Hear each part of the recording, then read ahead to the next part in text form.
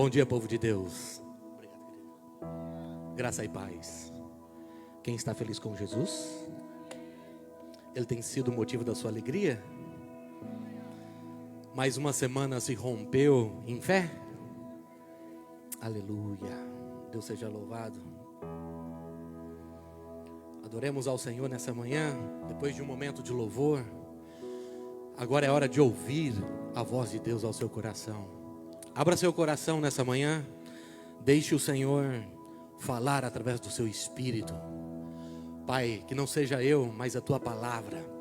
Que não seja o meu conhecimento, mas o seu direcionamento que vem dos céus. Que seja, Senhor, uma palavra profética para esse povo, Senhor, que venha matar a sua fome espiritual nessa manhã. Que venha saciar a sua sede para a Tua honra e para a Tua glória. Amém? Deus seja louvado. Deus tem colocado no meu coração alguns estudos sobre a vida de Jesus. E hoje, Santa Ceia, eu quero falar sobre o esvaziamento. Você que trouxe a sua Bíblia, por gentileza, abra junto comigo em Filipenses capítulo 2, versículos 5 ao 11. Um tema muito interessante, algo que a gente precisa entender sobre a vida de Jesus. Jesus passou por algumas circunstâncias que muitas vezes passa despercebido para nós, mas é importante nós termos o entendimento, o porquê que Jesus fez algumas coisas, para que possamos então entender o propósito daquele que o enviou. Diz assim a palavra do Senhor: tendo em vós o mesmo sentimento que houve também em Cristo Jesus, pois ele, subsistindo em forma de Deus, não julgou com usurpação o ser igual a Deus. Antes, a si mesmo se esvaziou. Diga assim comigo: a si mesmo se esvaziou, assumindo a forma de servo, tornando-se em semelhança de homens. E reconhecido em figura humana, a si mesmo se humilhou, tornou-se obediente até a morte e morte de cruz.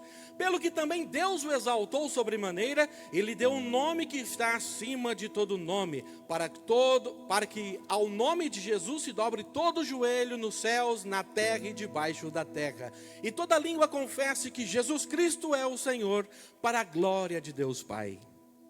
Amém? Esse termo esvaziou-se de si mesmo vem da palavra grega chamada kenu, que significa esvaziar, tornar-se vazio. E o que significa esse esvaziamento que Jesus teve que se submeter? Qual o objetivo?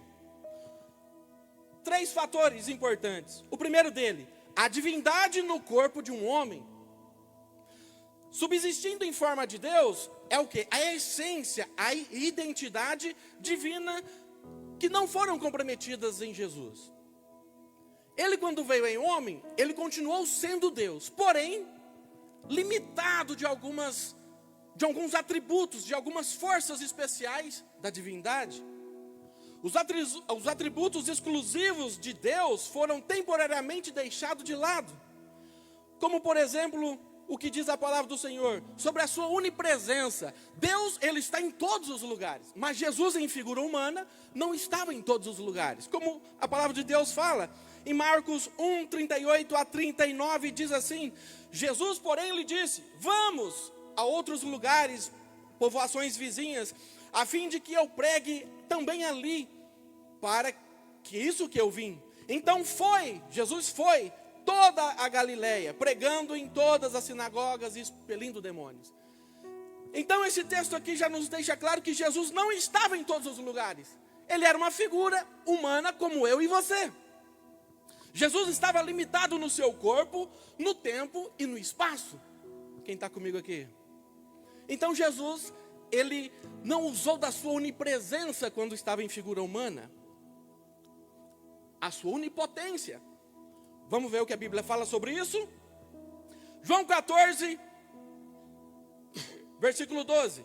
Em verdade vos digo que aquele que crê em mim fará também obras maiores do que eu faço. Outras maiores farão. Então veja só, se Jesus está na condição de Deus, na sua plenitude, como poderíamos nós fazer algo maior do que ele fez? O que Jesus fez em corpo humano, ele não fez como Deus. Essa é a diferença. Veja bem, Jesus em João 20, ele fala assim, disse-lhe, pois, Jesus outra vez, paz seja convosco, assim como o Pai me enviou, eu também vos envio. Havendo dito isso, soprou sobre eles o Espírito Santo, dizendo, recebei o Espírito Santo. Então veja bem, Jesus, tudo que ele fez, todos os atos que ele não fez como Deus, na sua plenitude, na sua onipotência, mas como homem, Jesus ele foi enviado com a capacitação do Espírito Santo. Nós também somos enviados da mesma capacitação. O mesmo Espírito que ungiu Jesus, ele também ungiu a igreja, ungiu você. Por isso temos as condições de fazer obras que Jesus fez e maiores que ela. Vou detalhar para você. Por exemplo, tudo começou no batismo de Jesus. Lucas 3, 22, e o Espírito Santo desceu sobre ele em forma corpórea de pomba, e ouviu a voz dos céus, tu és o meu filho amado, em ti me comprazo. Então, ou seja, no batismo de Jesus, ele foi ungido pelo Espírito Santo. Na sequência dos fatos, saindo do batismo, olha o que a palavra de Deus fala em Marcos 4, 1 a 3. Em seguida, Jesus foi conduzido por quem? Pelo Espírito Santo ao deserto, a ser tentado pelo diabo. Depois de 40 dias, sem comer e beber, teve fome. O tentador veio e lhe disse, se você és o quê? Filho de Deus. Se você é Deus, ordene essas pedras que transformem em pães. Veja bem, aqui nessa tentação não se refere exatamente ao milagre de transformar pedras em pães, mas sim na manifestação da onipotência divina. Se tu és realmente Deus, usa o teu poder de Deus. E Jesus dá uma palavra. Veja só, já se passaram 40 dias e 40 noites, e Jesus sem comer, já estava no final. Por que que ele entregaria tudo, se já estava acabando o seu propósito?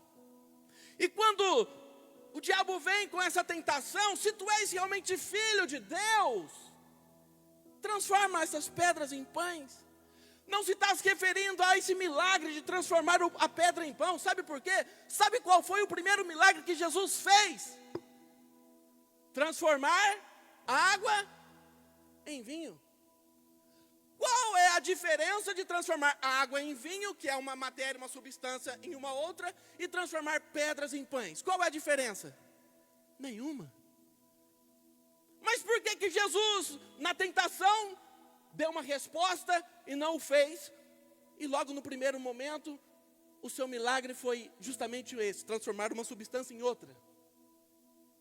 Porque não se tratava do milagre, mas sim, Satanás querendo saber, porque a Bíblia fala que Jesus foi tentado de todas as maneiras nesses 40 dias e 40 noites.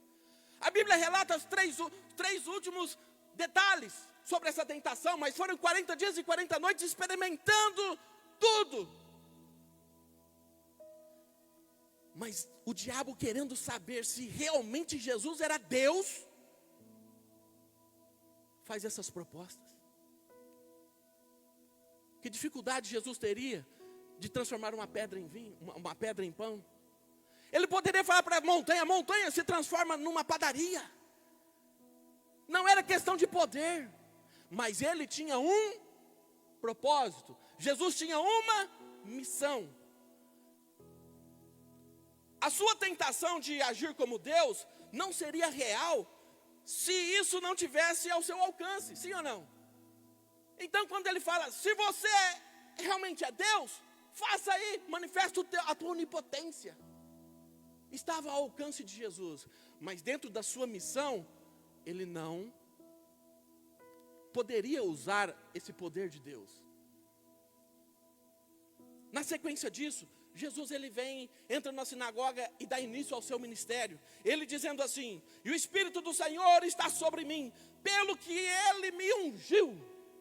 Quem ungiu ele? O Espírito Santo de Deus. Para quê? Para uma missão, para um objetivo. Quais são? Evangelizar os pobres, proclamar a libertação aos cativos, restaurar vista aos cegos, pôr em liberdade os oprimidos e apregoar o ano aceitável do Senhor, relatado em Lucas 4, 18 e 19, ou então a profecia lá em Isaías 61, 1 e 2.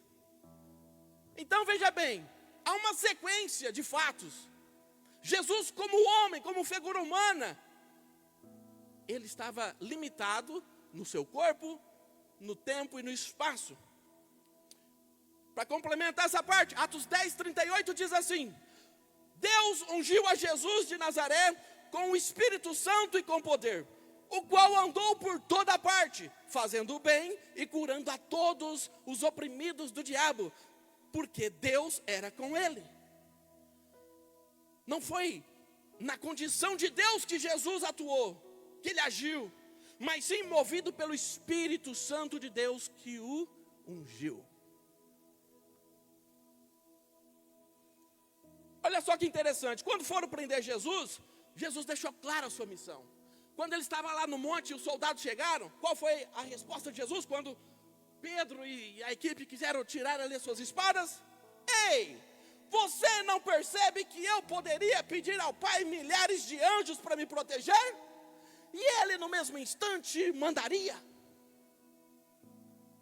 Se eu o fizesse, porém, como se cumpriria as Escrituras? Jesus não estava, ele estava limitado dentro de um corpo, com um propósito, com uma missão, mas ele continuava sendo Deus. Mas você precisa entender uma coisa, não se trata de impor algumas coisas, mas sim de obediência ao propósito. Ele poderia mandar, abra os céus, fogo, poderia fazer qualquer coisa, mas é o propósito que era maior. Então a obediência em Jesus, em ficar limitado dentro de um corpo humano, era necessário. Sabe por quê? Porque ele precisava vencer Satanás de igualdade como um homem, não como Deus. Jesus tinha autonomia para impor e modificar algumas coisas, mas ele não fez. Por quê? Para não alterar a sua missão, para não modificar o seu propósito. Ei, e Deus fala para você nessa manhã: não queira modificar o seu propósito, mantenha firme na obediência naquilo que Deus te chamou. Você até pode mover algumas coisas, mas será do teu coração e não da parte de Deus. Sabe qual foi a resposta de Jesus? Não seja feita a minha vontade, mas a tua, Paizinho. Não seja feita a minha vontade, mas a tua.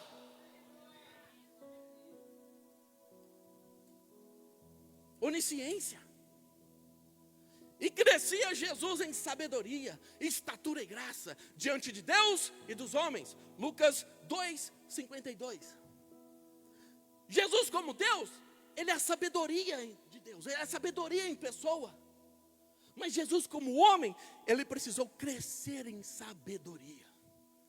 Olha o que a palavra de Deus fala sobre isso. Provérbios 8, 22, 23. O Senhor, Jeová, Deus Pai, me possuiu no princípio de seus caminhos, antes das suas primeiras obras. De eternidade fui ungida, desde o princípio, antes do começo da terra. Provérbios dá referência à sabedoria eterna, uma referência a Jesus Cristo.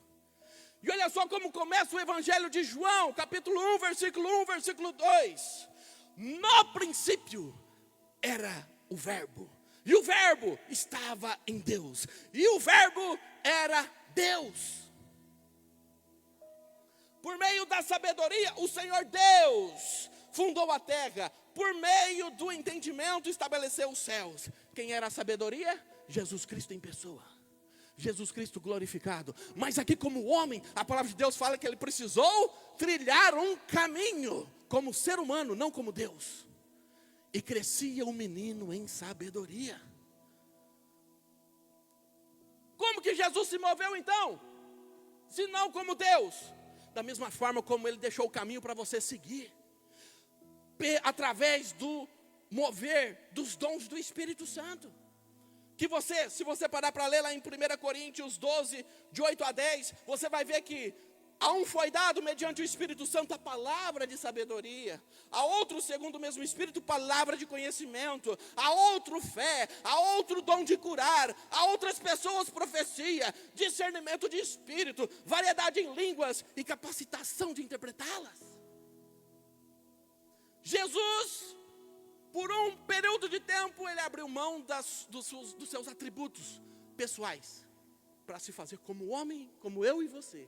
E tudo que ele fez na terra, ele agiu como homem, como pessoa. Os atributos pessoais da divindade não foram usados por Jesus Cristo, humano, temporariamente, para não corromper o propósito. Quem está comigo aqui?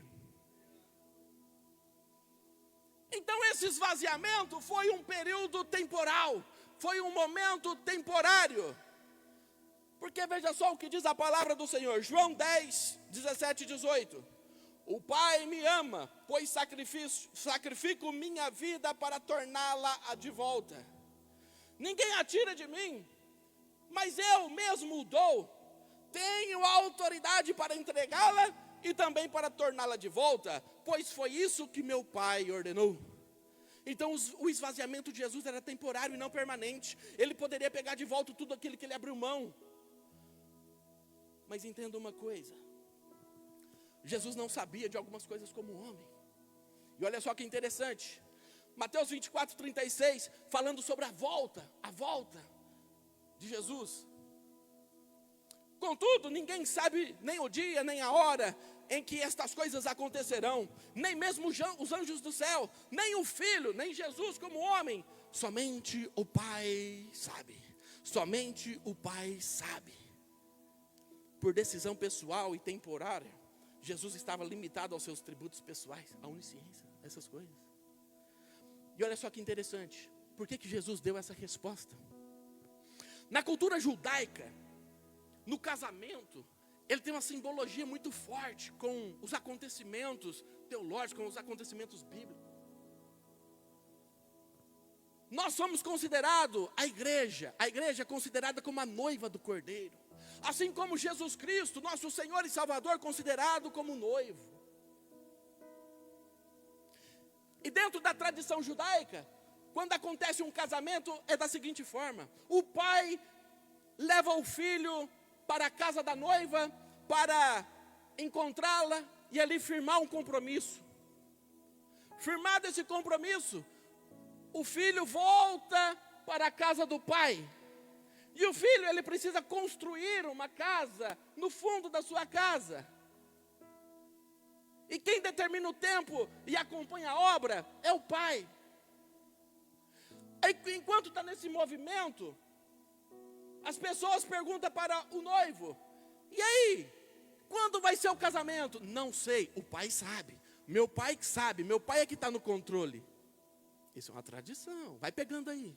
Enquanto isso, a noiva, depois de receber essa formalidade de noivado, a qualquer momento o noivo vai chegar para raptá-la da casa do pai e levar para essa casa que estará pronta. E nesse meio termo a noiva precisa ficar pronta, porque a tradição tem que ser à noite. Então a noiva, ela dorme meio que preparada, maquiada, com o seu vestido do lado. Porque quando ela escutar o alarido do seu noivo chegando pelas ruas, ela precisa estar pronta. Mas para a noiva não ser pega de surpresa, o noivo, ele manda um amigo dar algumas indicações no meio do caminho. E quando acontece o fato, aí sim, a noiva é captada pelo noivo e é levado para o lugar que ele construiu. E olha só que interessante, Santa Ceia hoje, você é a noiva do Cordeiro, você é a noiva de Cristo. E o Pai o enviou a nós, a humanidade, e apresentou e firmou um compromisso de um noivado. Por isso que você é a noiva do Cordeiro. E Jesus Cristo disse assim: é preciso que eu vá para a casa do meu Pai, construir morada para vocês, para onde eu estiver, vós esteja eternamente. Ei, mas eu vou deixar um sinal que eu vou voltar. eu vou mandar o meu amigo Espírito Santo para estar contigo, para te orientar, para que quando você então perceber os fatos, você esteja pronto. Aí você vai ler a parábola das 10 virgens, aí você vai ver outras situações na Bíblia dando essas indicações. Jesus está no meio de um processo, ele já foi para a casa do Pai, está preparando morada, mas ele vai voltar para buscar a sua noiva, e a noiva precisa estar pronta, precisa estar preparada. Quem está comigo aqui? Quem está entendendo essa mensagem? O Pai sabe a hora certa. Foi a resposta de Jesus como homem. Dentro da cultura judaica, essa era a resposta que o noivo tinha que dar. Mas veja bem, depois da morte e ressurreição de Jesus, o que aconteceu? Jesus retorna para o seu lugar de honra e de majestade, mas de uma forma diferente. Quando ele desceu, ele se esvaziou da forma de Deus. Ele era Deus, se submeteu à figura humana. Mas quando ele subiu como Deus, mas em imagem de homem. A plenitude divina habita nele. Colossenses 2:9. Pois nele habita em corpo humano toda a plenitude de Deus. A humanidade ainda permanece nele, mesmo com a plenitude divina.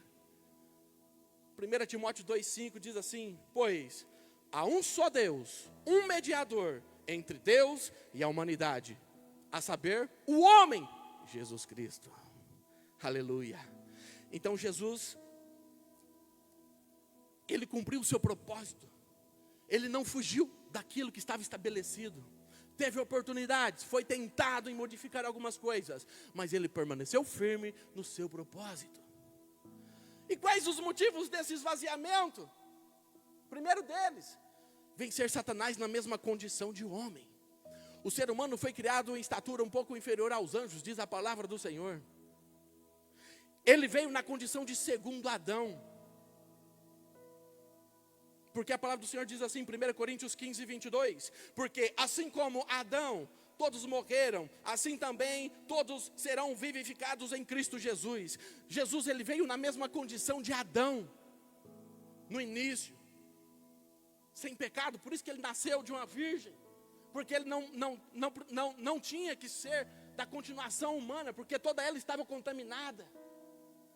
Mas ele veio na mesma condição do segundo Adão, do primeiro Adão. O primeiro Adão teve as suas escolhas, escolheu mal e prejudicou toda a raça humana.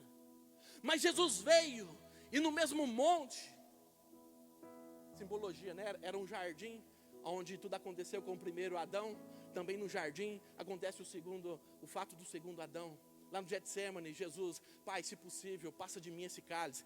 É uma opção de pecado, uma opção de passar ou não. Mas ele fala que não seja feita a minha vontade, mas a tua. A minha vontade, eu sei o que vou passar, eu sei o que vou encontrar daqui para frente, eu sei que vai ser dolorido. Mas eu quero permanecer firme no propósito.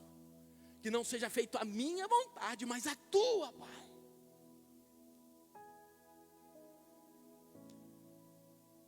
Segundo porquê desse esvaziamento, modelo de vida, ser modelo de exemplo, ser de santo porque eu sou santo, né? Diz a palavra do Senhor, 1 Pedro 1:16, Mateus 11:29, tomai sobre vós o meu jugo e aprendei de mim, que sou manso e humilde de coração. Jesus veio para nos ensinar como lidar, como se comportar com algumas coisas.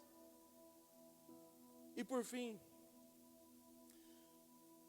entender o sofrimento humano. Como que Deus foi lá e criou o ser humano?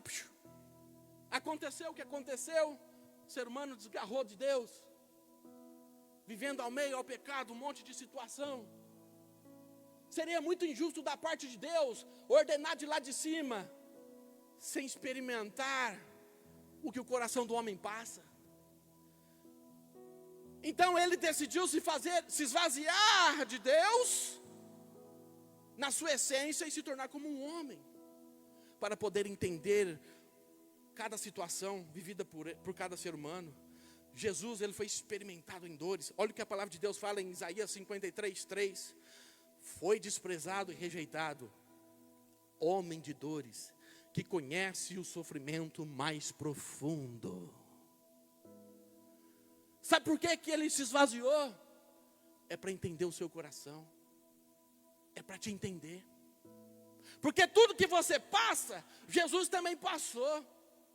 Então fica fácil, porque Jesus já tem a experiência e a bagagem, e sabe o que fazer com você. Diferente de você ter um problema e alguém querer te ajudar, mas não sabe exatamente o que você está passando, então fica algo superficial. Mas Jesus falou assim: eu não quero um relacionamento superficial com a minha noiva, eu vou experimentar todo tipo de sofrimento, o mais profundo, para que eu possa entendê-la perfeitamente. E Deus manda te dizer: você não está esquecido. Eu conheço as suas dores, eu conheço os seus sofrimentos, eu caminho contigo no meio das suas lutas, eu caminho contigo no meio da tribulação, eu vou contigo, te tomo pelas tuas mãos e nós vamos juntos até o final.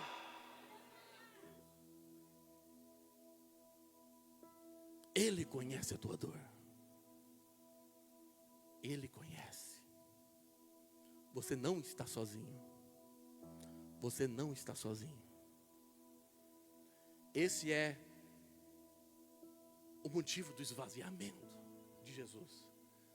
De Deus, da sua glória, da sua plenitude, para se tornar em figura humana, semelhante a mim e você.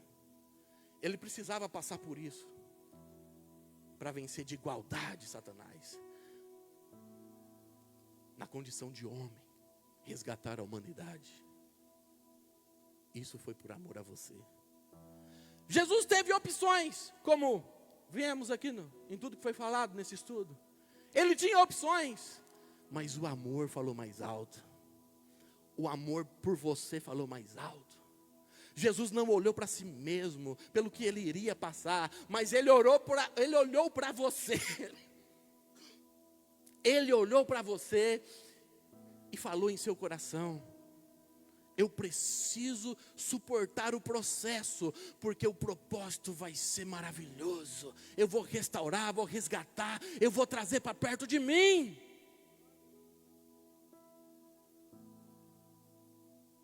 Por isso que Jesus fez algumas coisas. Foi por amor a você. Aplauda ao Senhor em nome de Jesus.